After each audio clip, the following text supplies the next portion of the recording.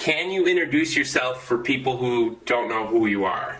So my name is Mila Aung-Thwin. I'm a filmmaker from Montreal, Canada. And I just finished a film called Let There Be Light, which I've been working on for about 4 years now. It's about nuclear fusion. Why did you choose nuclear fusion as your topic?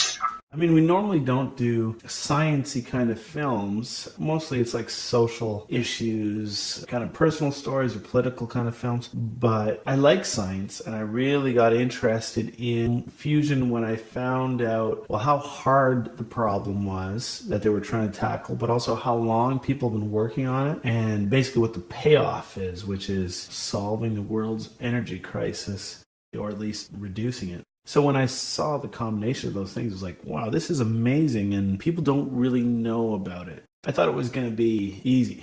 I thought it was going to be a given that this film should be told. Okay. What's different about this movie than other movies that have been made about fusion? First of all, I haven't seen one that's gone into a time-based kind of study of like showing up at a place where they're trying to conquer something and then spending a few years watching that evolve and then going back to where it all started. I have seen historical films where they sort of try to trace back to origins of the tokamak or something like that, but normally they're just kind of surveys. So they go to one place, they ask a bunch of questions, and then they ask people, so when do you think it's going to work? 40 years from now? 30 years from now? And that's kind of it. Or they kind of go into history. This one, I kind of wanted to get deeper into the people who were pushing for fusion and like dedicating their careers to it. So I wanted to put the time into developing them as humans. Like, who are the humans working on this giant process? And I thought that was a cool part. I would call it ambitious because the time scale involved in the scope of trying to jump back and forth between storylines and continents and just telling the story of ITER is crazy because ITER is being built all over the world. There's not really a central core to it in some ways, and it's being assembled in France from 37 different countries collaborating on a underfunded project. So even just sort of getting that visually together into one piece is like very, very difficult. So you work for Eyesteel Films, and that's your production company? I started the company with another producer named Daniel Cross about 16 years ago. And so we've been making films under this company for all that time. And what did he say when you approached him with this idea? There's another partner in the company named Bob Moore, and he was actually pushing for us to make a film about energy in general for a couple of years. And I kind of just picked up that ball at some point and said, there must be a good energy story out there somewhere. And I hadn't even heard of fusion. I guess I just got to the point where I invested so much time and I was able to find some characters, and then it was sort of like, there was a film there. It wasn't like a roadmap. It was still difficult all the way through. So there's no one point when we had to pitch it. I just kept working and working and working and working. And then all of a sudden, we see the end point. Okay. What was the first organization that you called out to make the movie? Late 2013. I was actually introduced to somebody at ITER USA, and ITER kind of invited me over. I didn't know anything about ITER, so he basically booked me to go there through the outreach program where they bring international journalists to ITER. So I didn't know what I was in for when I went. I think I ended up going to General Fusion like 2 weeks before. I went in blind to both places. Pretty funny. No background in science. And I remember looking back at my old notebooks of what my first questions were, and there was something like really basic, like, hey, so what is energy anyway? So I just sort of asked like the dumbest questions. And I got scientists who were very patient in explaining fusion from the beginning. You're telling a story here, but you're also telling science. It must be difficult. So the first cut of the film, I had kind of taken out a lot of the science that I had learned. I was like, it's kind of boring. I can't just throw science at people. I'm going to get people interested in the characters. I had one character who liked bird watching, so I went off bird watching with him. And the other one was like to fly planes. So I did all this character building stuff.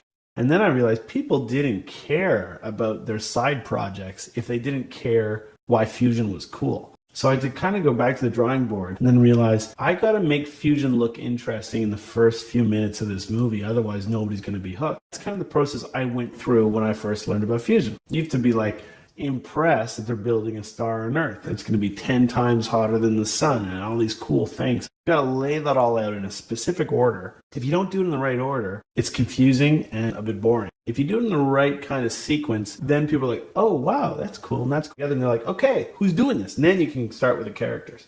Did you call it science communication, what you made, or would you not call it that? Yeah, I think I would call it science communication. I wouldn't call myself an advocate for fusion. I think I made a film that's kind of critical of some approaches to fusion. However, I do see the end goal as like very noble and very attainable. And the film is also critical of people who don't have the patience for how hard science is. So it ends up being something that by default becomes an advocacy piece. People can use it to say this is what fusion is. I wanted to communicate science well to make the film good. If people can use it to pitch science a bit better, then that's cool. I wanted to tell an interesting story first and foremost, and I thought the sort of almost 100-year chase for fusion was an interesting story because it had so much conflict in it. It had so much false starts and false promises and even fraud and people kind of going crazy trying to find this holy grail because it's so perfect. That's a good story. This is really, really hard to do, and these people are trying their best. And if you guys agree, we should give them more money.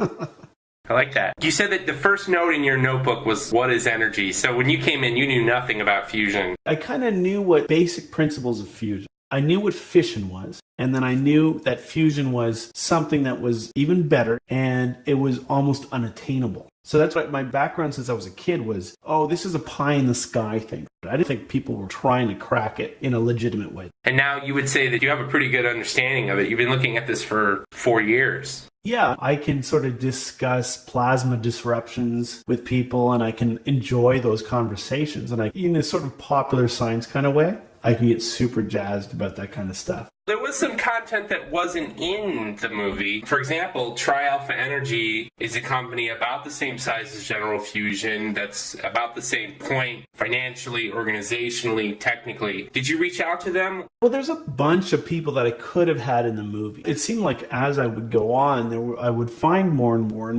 more would announce, right? I didn't go to JET, which is another public facility that I reached out to Tri-Alpha Energy, and they were being very secretive. So I didn't push very hard. In the end, I realized it's kind of a global brotherhood in a weird way, where people who work on the Stellarator aren't necessarily rooting against ITER.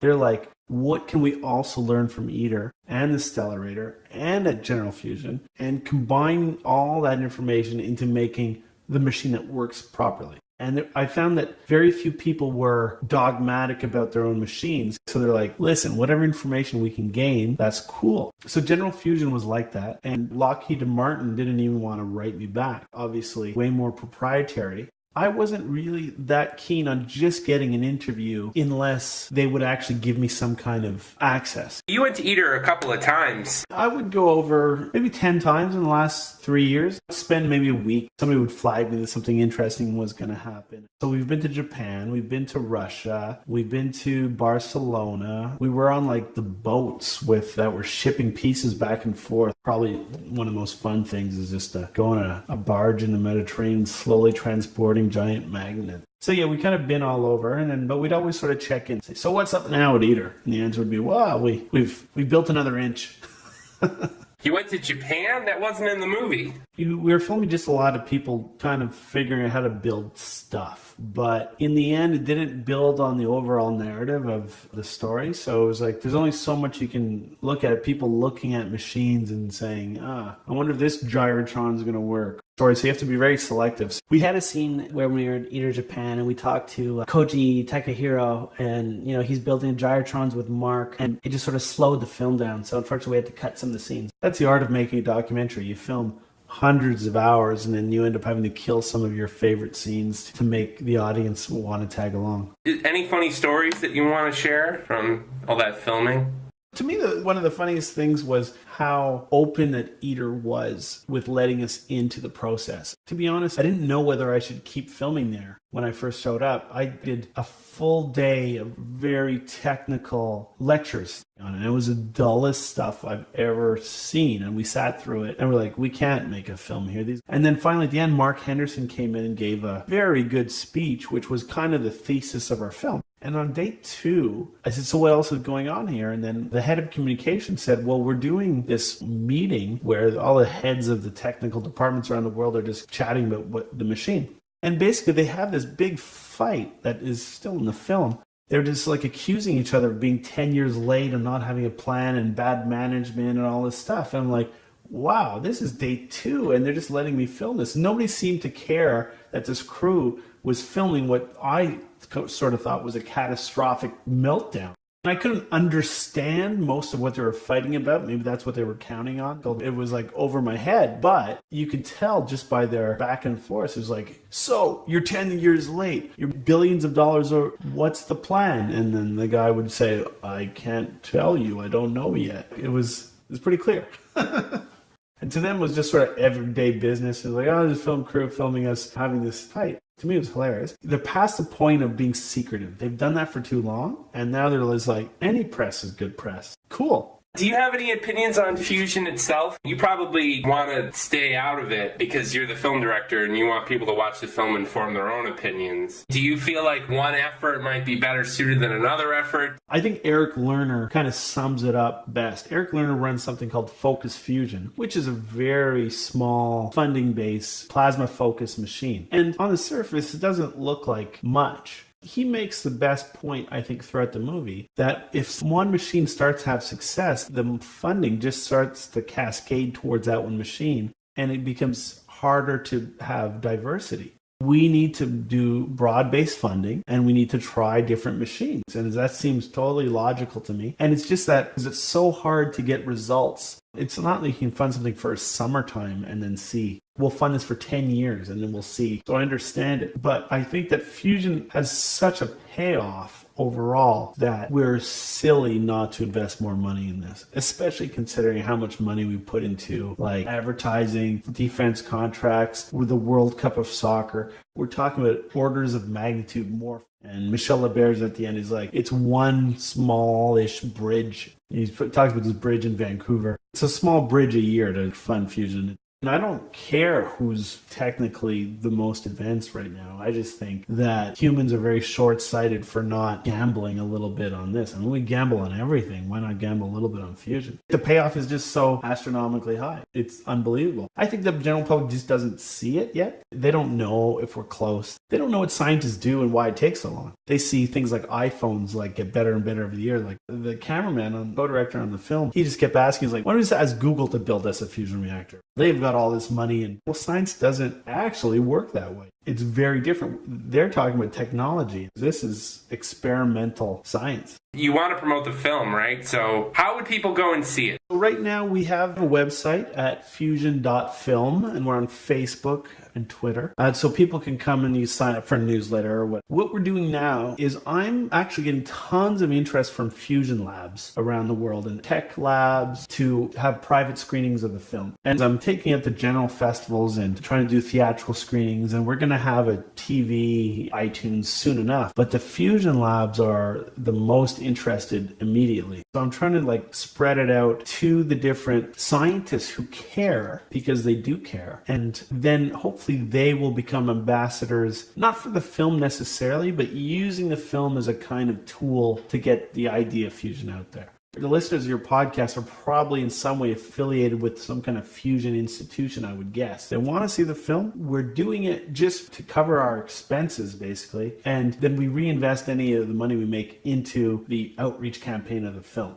We're just trying to get it out to as many labs and universities as we can immediately. There's dozens of labs that have expressed some kind of interest. If you're interested in seeing the film, you just reach out to me and then we'll make it happen. Would you make a deal with, say, Netflix or a cable provider in the US, a separate one in Canada? Is that how that works? Yeah, we kind of have to go territory by territory unless we sell it to like Netflix World. I can't announce anything now, but we're kind of close to a US deal. Basically, whoever wants to put it out there, we're going to talk to them. The NIF people won't be happy because I didn't actually include NIF in the film. There's a few types of fusion that I didn't even really touch on, like laser fusion is only barely mentioned. It's too bad. This is the type of film where you can cover everything. This is just a film where you can sort of get a general audience a taste of what's so cool, and then you got to read more about it. Okay, well, that's the last of my questions. Appreciate your time. Thank you. I appreciate the interview and the focus on this kind of podcast. Not a lot of people doing this kind of thing, so it's really cool that you're doing it.